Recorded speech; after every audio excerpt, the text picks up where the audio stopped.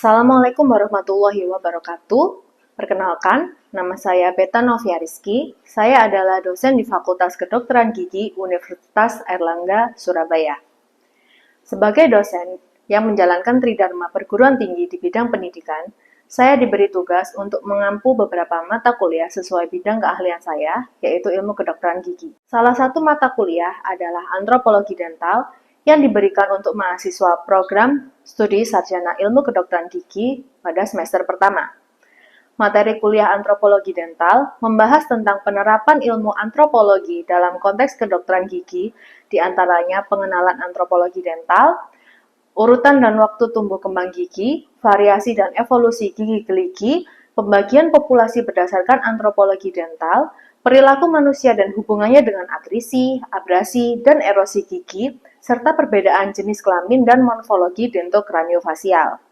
Capaian pembelajaran mata kuliah ini adalah setelah mengikuti kegiatan kuliah antropologi dental, mahasiswa mampu mengetahui dan menunjukkan morfologi gigi dan variasinya sesuai dengan ruang lingkup antropologi, serta dapat menjelaskan peran antropologi dental dalam identifikasi individu berdasarkan variasi morfologi, ras, dan jenis kelamin.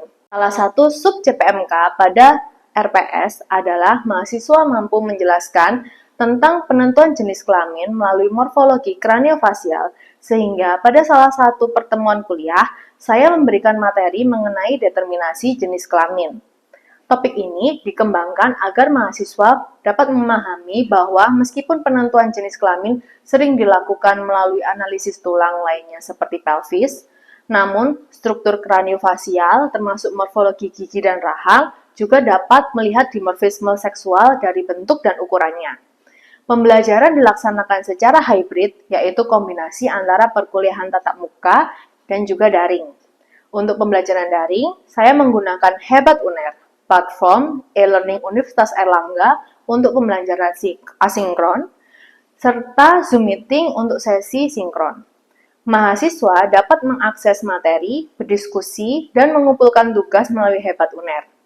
Dalam kuliah tatap muka, saya menggunakan pendekatan ceramah interaktif dan diskusi terbuka, serta memberikan ruang interupsi di mana mahasiswa berkesempatan untuk langsung menyela penjelasan bila ada hal yang belum dipahami. Hal ini penting untuk membangun komunikasi dua arah yang efektif dan menumbuhkan keberanian mahasiswa untuk berpikir kritis. Pada evaluasi sebelumnya, ditemukan belum meratanya pemahaman awal mahasiswa terhadap materi yang akan diberikan.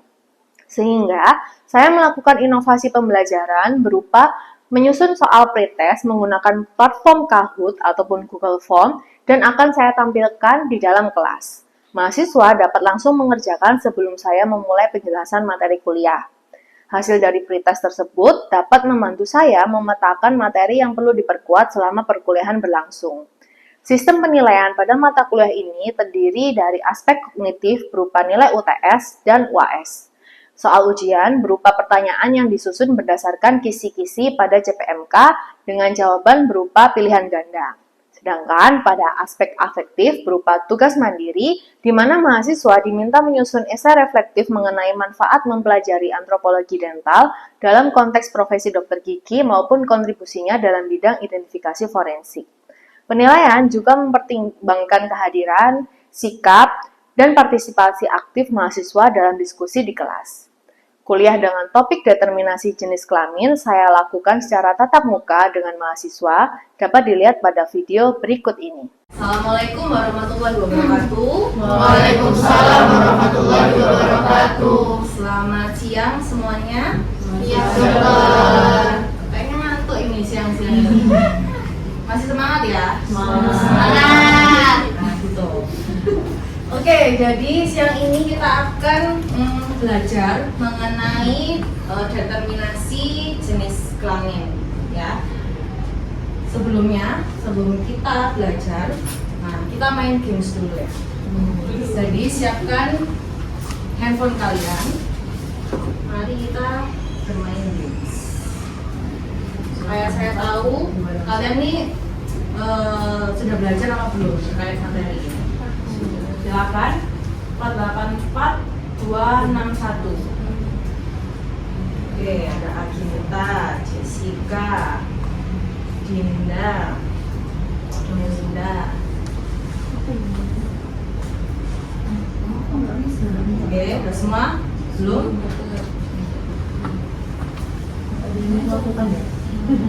Udah ya? Oke, kita mulai dari sekarang.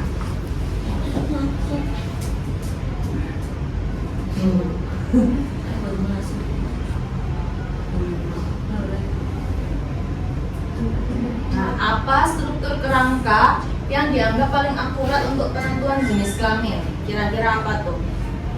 Ada gambar kerangka, kira-kira tulang apa nih yang bisa akurat untuk penentuan jenis kelamin? Karena sekarang kita belajar tentang penentuan jenis kelamin. Pelvis, kranium, ada yang jawab sternum. Oke. Nah, next ya.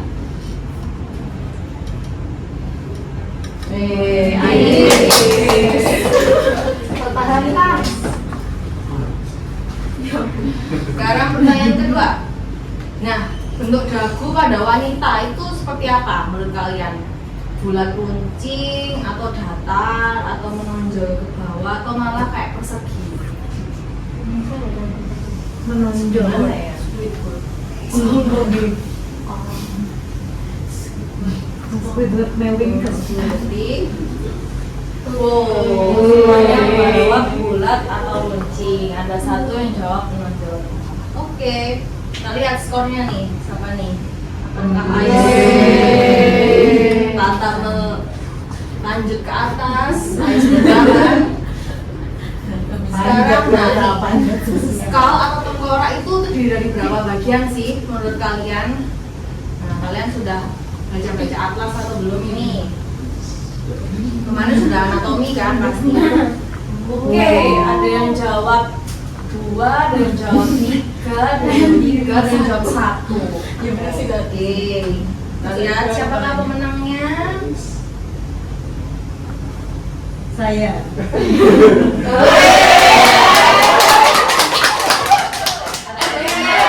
Anda sama siapakah? Bukan.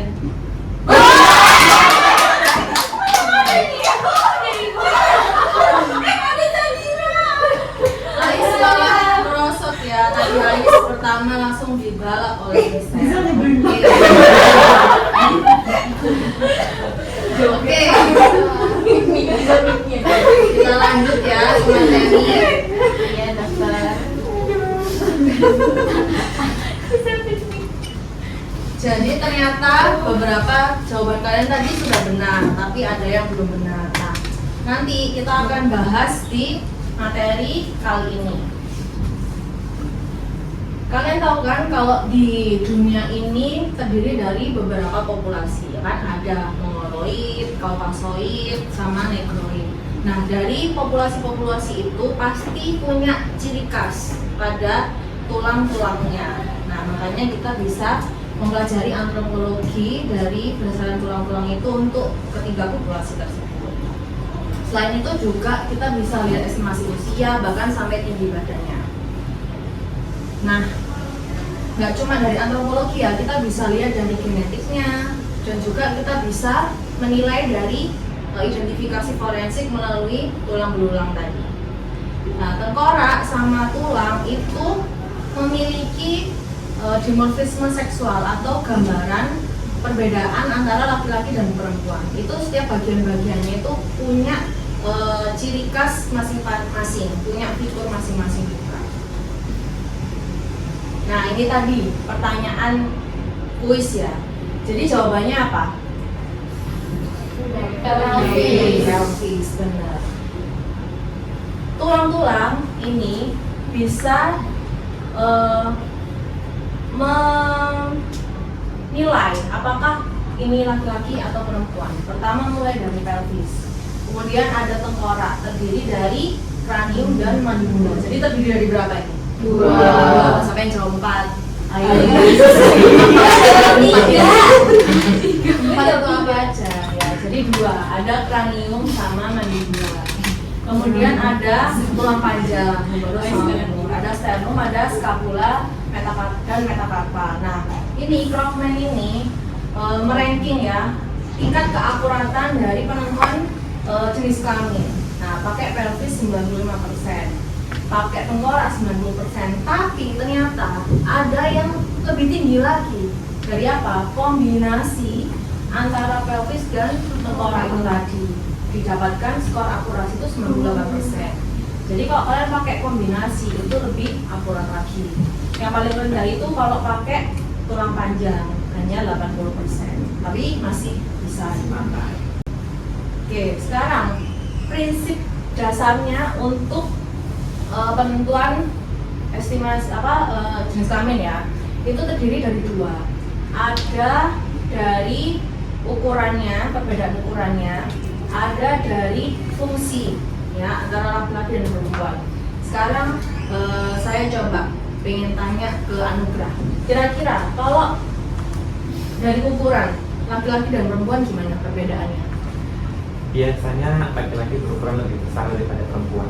Oke, good ya. Jadi laki-laki itu memiliki ukuran tuh yang lebih besar biasanya. Oke. Sekarang yang menang tadi siapa? Saya sebagai pemenang kuis hari ini. Coba tanya. Kalau perbedaan dari fungsi antara laki-laki dan perempuan terlihat dari apa biasanya? Dari pelvis. Kenapa pelvis? Oh, perempuan kan hamil dan melahirkan. Oke. Oke, gue tepuk tangan dulu dong. Benar-benar ya. Jadi kalau dari fungsi itu terkait sama kodrat perempuan adalah melahirkan. Jadi Allah Tuhan itu sudah membuat sedemikian rupa bentuk tubuh manusia karena berdasarkan fungsi-fungsinya. Seperti perempuan nantinya akan melahirkan ya, makanya pelvisnya dibuat lebih lebar. Nah, nanti kita bahas tentang pelvis berikutnya. Nah, ini ya keunikannya. Oke. Nah, sekarang kalian kemarin udah belajar anatomi ya, tapi masih anatomi dasar. Nah, pasti kalau kalian baca-baca atas pasti bacalah ya daerah tengkorak ini. Saya pengen bermain nih kayak monopoli. Nanti saya akan memutar dadu. Nanti kita main kayak monopoli. Kalau misalnya yang keluar berapa ini? 5. Oh, berarti 1, 2, 3, 4, 5. Nah, berarti nanti kalian tunjukkan pakai ini ya. Oke, mulai ya. Oh, 5. 1, 2, 3, 4, 5. Elinda ya? Oke. Yang gampang dulu deh Elinda. Mandibula, mana mandibula? Oke, lagi ya. 5 lagi. 1, 2, 3, 4.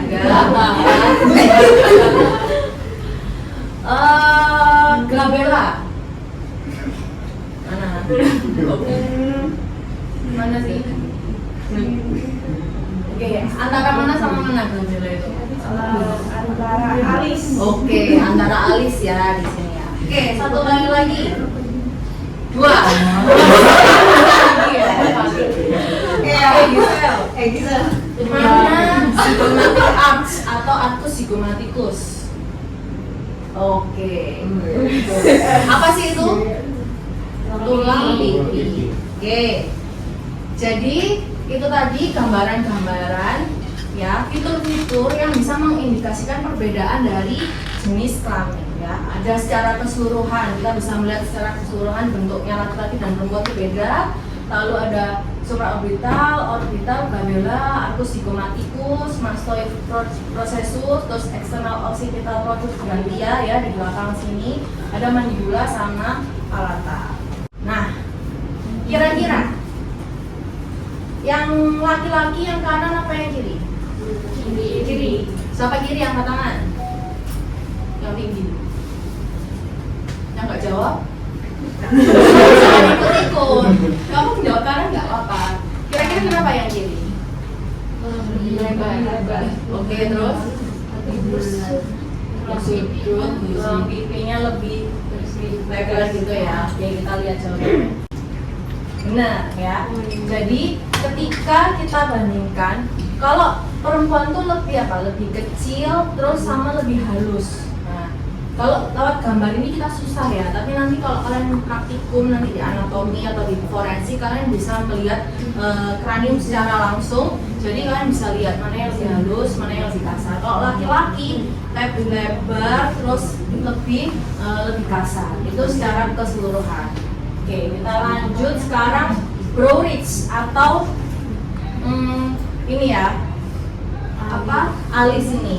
Itu dia lebih menonjol kalau laki-laki. Kalau perempuan dia lebih datar, lebih halus. Nah, supraorbital margin, kalau dari gambar ini nggak terlalu kelihatan, tapi nanti kalian bisa lihat video di YouTube. Lubang mata ini loh, ya kan, orbitalnya itu di daerah supranya ini. Kalau kalian lihat itu nanti kelihatan mana yang lebih membulat, mana yang lebih tajam. Ya, kalau yang laki-laki dia itu lebih membulat, yang perempuan lebih runcing, lebih tajam. Terus, nah ini orbitanya ya. Jadi lubangnya ini kalian lihat, laki-laki ini kotak ya, lebih roundish kotak. Yang perempuan dia lebih membulat. Terus glabella juga. Glabella di sini yang laki-laki lebih menonjol, perempuan ini dia lebih mendatar gitu ya. Nah, zygomatic arc itu juga arcus zygomaticus. Kalau perempuan itu dia tidak sampai ke sini. Ini kan ada external auditory meatus, lubang telinga ya kan. Nah, kalau perempuan dia itu lebih pendek, nggak sampai external auditory meatus ini. Tapi kalau laki-laki selain dia lebih lebar, dia juga lebih panjang, bisa sampai sini, bisa sampai lubang telinganya itu. Nah, yang ini adalah processus mastoideus atau mastoid proses. Lihat, ini laki-laki dia lebih menonjol, sedangkan perempuan dia lebih kecil dan runcing. Seperti itu. Kalau ini dia lebih membulat. Nah, ini protuberantia eksternal di belakang sini. Ini dia lebih menonjol yang laki-laki. Kalau perempuan dia lebih halus. Bentuknya itu kayak hook shape, atau hook shape, kail, kayak kail. Itu buat yang laki-laki ini dia lebih menonjol. Nah, secara keseluruhan ini perbedaannya ya sudah dirangkumkan di sini. Nanti kalian bisa melihat lagi di atlas anatomi kira-kira mana sih supraorbital margin, mana sih zygomatic bone, dan lain sebagainya. Ini kalau kita bisa lihat perbedaan laki-laki dan perempuan ya di mandibula. Kalau laki-laki itu dia lebih besar dan lebih tebal. Kalau perempuan dia lebih kecil dan lebih tipis. Nah, kalau dagunya, lihat dagunya itu kalau laki-laki dia lebih kotak ini ya, lebih kotak, lebih maskulin ya. Kalian tahu kalau cowok-cowok coba sih lihat lebih maskulin. Kalau perempuan dia kayak membulat dan meruncing gitu ya. Nah, ini tadi kan ada ya pertanyaannya di kuis tadi. Gitu. Ini laki-laki sama ini perempuan. Bisa kan ya beda-bedanya? Oh ya, gimana? Izin tanya dokter, kan maksudnya banyak etnis mungkin di Indonesia atau suku yang kayak kan gak cuma Jawa aja ya, misalnya kayak ada Sumatera mungkin yang dia itu biasanya kalau misalnya perempuan itu dia rahangnya cenderung lebih tegas baik kayak di zygomaticnya maupun kayak mandible-nya di guardian angle-nya. Terus kira-kira kalau misalnya dari, maksudnya kita nggak tahu menahu ada tengkorak itu kayak gimana cara kita kayak ya kita juga nggak tahu tuh populasi mana kan ya, tiba-tiba kita ketemu aja. Oke, good, pertanyaannya sangat bagus. Jadi memang nih ada beberapa populasi di mana wanita itu seperti laki-laki di beberapa indikator ya, seperti tadi yang sudah disebutin, mungkin tulang pipinya tegas atau rahangnya lebih lebar, lebih maskulin gitu ya. Untuk itu, kalau kita menentukan estimasi jenis kelamin ini, kita tidak bisa hanya cuma pakai satu indikator. Kita harus lihat indikator-indikator yang lain. Kita harus lihat orbitanya, harus lihat glabellanya, harus lihat palatalnya gitu. Jadi nggak boleh atau nggak bisa hanya satu indikator aja. Gitu ya, terjawab? Iya, Oke, terima ada kasih. lagi yang lain mau tanya? Gak apa-apa ya, kayak apa langsung aja tanya. Oke, lanjut dulu ya. Nah, sekarang tentang ascending ramusnya. Ascending ramus itu ini ya. Jadi kalau laki-laki dia lebih lebar, kelihatan ya. Kalau perempuan dia lebih sempit, ya kan? Ini laki-laki dia lebih lebar. Terus angle of ramus itu ini ya, Dek. Nah, ini kan kayak lebih ada sudutnya ya. Coba lihat kalau perempuan dia lebih lurus gitu. Jadi ini perempuan, yang ini laki-laki. Ada menyudut, ada sudutnya. Nah, ini secara keseluruhan kalian bisa lihat mandibula bisa dibedakan dari general size, kemudian ada dagu, ada body height-nya, ada ascending ramus, ada angle of body of ramus, ada condylusnya, sama pakai metal tubercle juga bisa. Ya, jadi ini semua adalah yang membedakan antara laki-laki dan perempuan. Oke, sekarang kita masuk ke pelvis. Pelvis di sini terdiri dari ada pubis, sacrum, ilium. Nah, ini pasti punya perbedaan antara laki-laki dan perempuan. Fungsinya pasti sudah berbeda ya, tadi yang sudah dijelaskan sama Giselle. Nah, kalau perempuan, nah ini kita bicara perempuan semua ya. Subpubic angle-nya ini lebar untuk sudut subpubicnya. Terus sciatic node-nya juga lebih dari 90%. Nah, tapi sayangnya di gambar ini agak nggak kelihatan ya. Nanti waktu praktikum atau kalian bisa cari video sciatic node itu lebih dari 90%.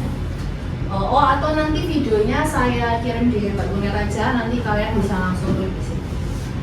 Lalu ada pelvic inlet-nya, itu dia lebih broader, lebih besar, lebih lebar gitu ya, karena nanti jalan masuk bayi di sini, makanya perempuan dia lebih lebar.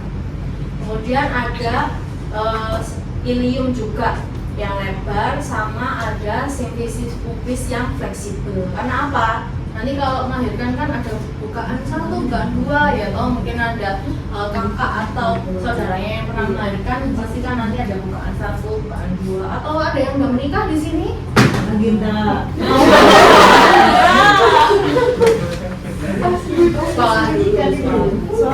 Oke. Nah, ini kalian bisa lihat perbedaannya. Ini laki-laki, lihat ini lebih sempit ya sudutnya, sedangkan ini perempuan dia lebih lebar. Kemudian kita lihat sim-sim pubisnya tadi udah. Nah, ini ischial spine. Nah, ini ischial spine. Terus ini ya pelvic inlet dia lebih sempit, yang ini lebih lebar. Terus sacrum, ya kita tadi belum bahas sacrum ya. Ini sacrum. Kalau laki-laki dia itu lebih sempit tapi memanjang. Terus ujungnya ini dia lebih melengkung. Tapi kalau perempuan dia lebih lebar tapi pendek dan ujungnya ini lurus. Nah, nanti kalian bisa melihat ini dengan detail kalau waktu praktikum anatomi. Kira-kira, oh ini laki-laki, ini perempuan. Itu bisa ada perbedaannya. Oke, itu materi tentang penentuan jenis kelamin. Mungkin ada yang mau ditanyakan terkait materi hari ini? Yo, tanya apa? Kalau misalnya tengkorak itu sudah hancur, itu menentukan bagaimana cara lihat Hancurnya berkeping-keping atau? berkeping-keping. Oke. Ini untuk pemeriksaan forensik ya. Ketika dilihat ditemukan ada tengkorak yang hancur seperti itu, kalau hancurnya berkeping-keping sampai yang ini tadi, sampai yang indikator-indikator tadi itu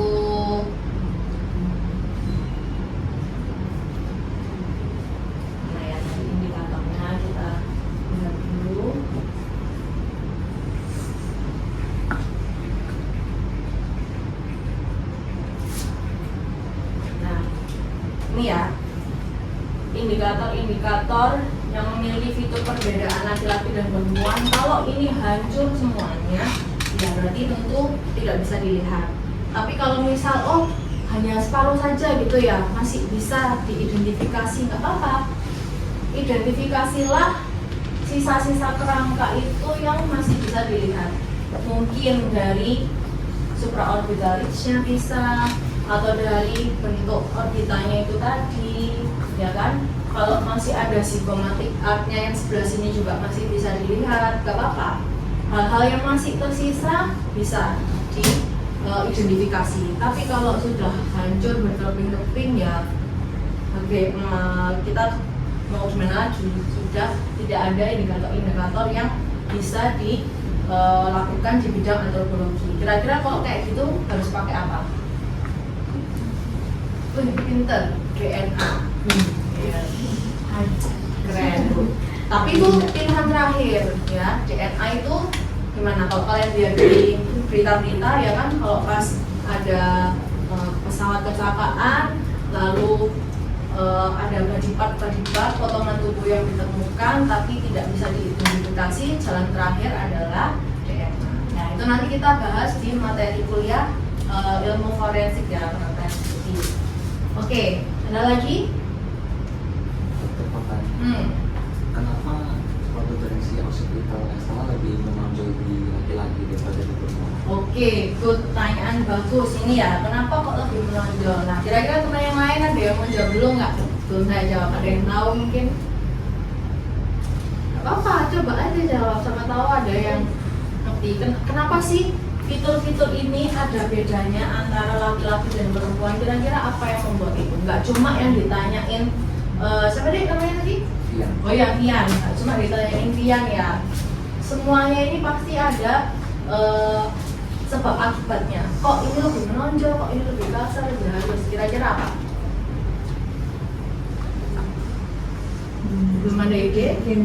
Ya, gimana? Gak apa-apa, jawab aja. Testosteron nggak ya? Hormon? Iya. Oh, hormonal. Ya, hormonal bisa. Tapi ini kan rangka ya, di tulang. Kaitannya sama apa? Semua fitur-fitur ini berkaitan sama pelekatan otot. Nah, jadi aktivitas laki-laki itu lebih berat.